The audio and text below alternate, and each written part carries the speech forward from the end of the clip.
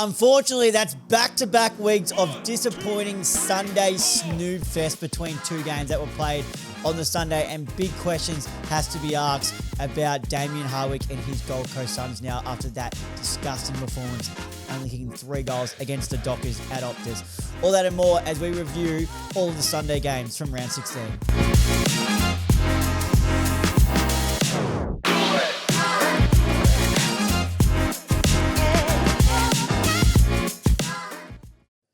Hello, everybody, and welcome back to the Up the Guts podcast. Joining you as always is your host, Trent the Ultimate. Some of you might know me as Tricky. And yes, this is the review of all the Sunday games from round 16, but we're not going to dwell on it for too long because it was quite a poor Sunday game. For skill-wise, everything, you name it, was quite poor.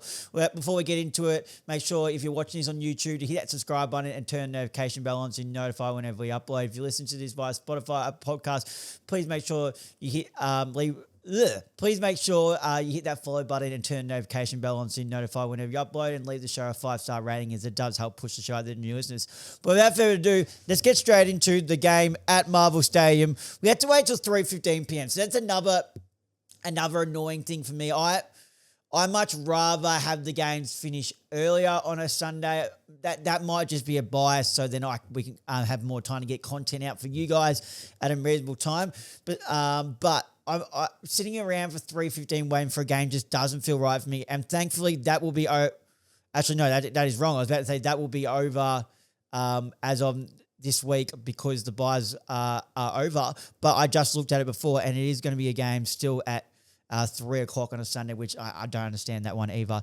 But we'll kick it off with the 3:15 game between the Kangaroos and the Bombers. And the Kangaroos, while they sit currently in the wild card position, they cannot be happy with this sort of performance. I said this is the type of performance where they need to be winning, and they've done it against Richmond as well. They didn't put away teams that they should be putting away if they want to prove that they are really developing and becoming a real team. By all means, cash in your wins while you can, but it was not a promising performance. 10-19, 79, so 10 goals, 19 there, and that is led by your own skipper, Nick Larkey, who was deplorable in front of goals, and I think he's had a very down season for his kind. 1 goal, 5 he kicked, absolutely deplorable when you think about someone who normally goal kicking is his number one thing. That's what he's paid to do, and that's what he's done often. We've often lauded how well he has been in such a struggling side where he's kicked, had a season where he kicked to 70 goals, definitely kicked a 60 goal season. But this season, he's just been quite down. It hasn't been the same there. Constantine kicked 2 for the Kangas. Spargo and Darling all kicked 2 as well. As for the Bombers, Caddy had quite a poor game until late in the game where he kicked 2 late ones.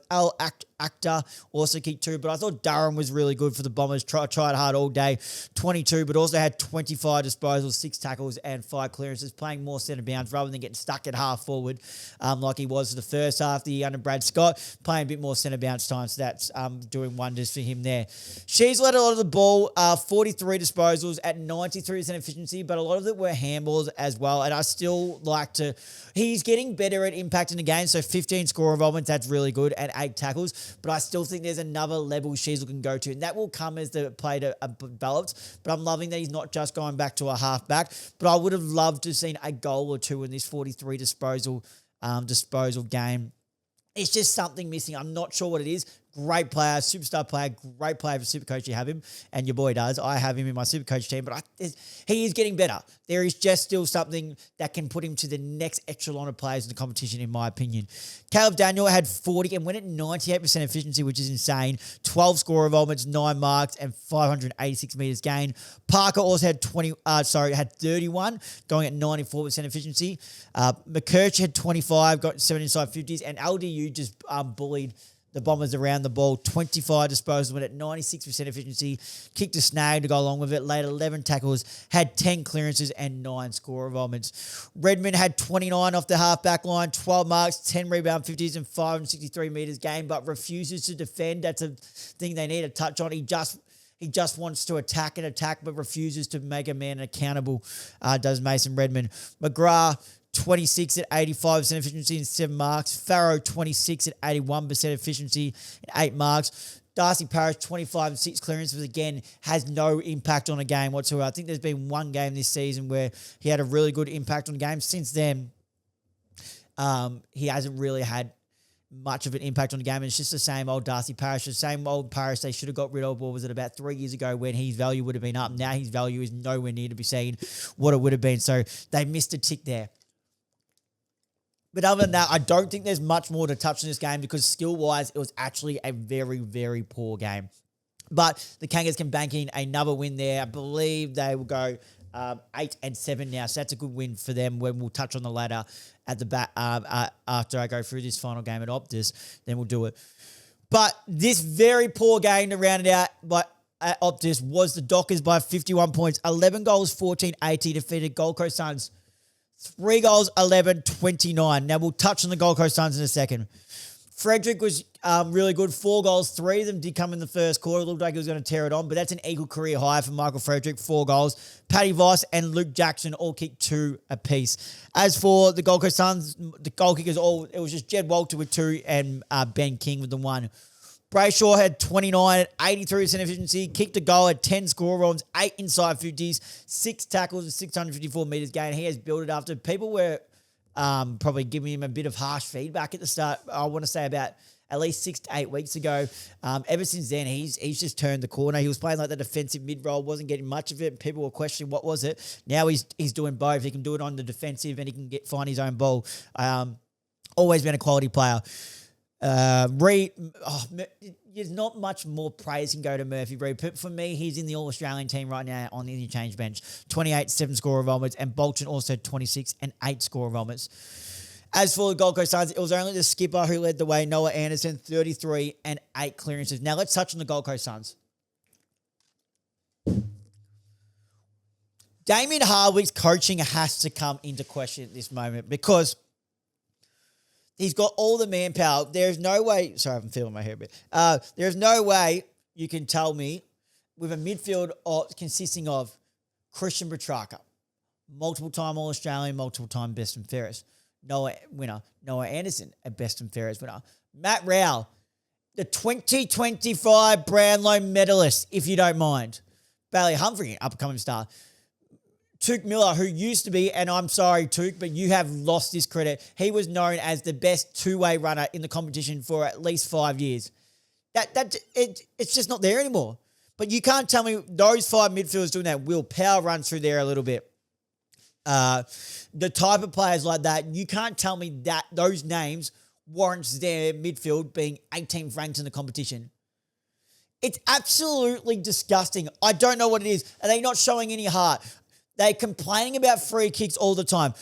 And I think it starts to weigh a factor on the coach. Like, does Damien Hardwick still have the same coaching abilities that he did at Richmond? Or did they pull the trigger on Stuart Dew too early? I could sit here and argue that Stuart Dew did similar to what Damien Hardwick is doing right now, outcome-wise, with far less. He didn't have Christian Petrarca. He didn't have John Noble running off that half-back line. He didn't have Matt Rowell at his full stream. Noah Anderson was still building.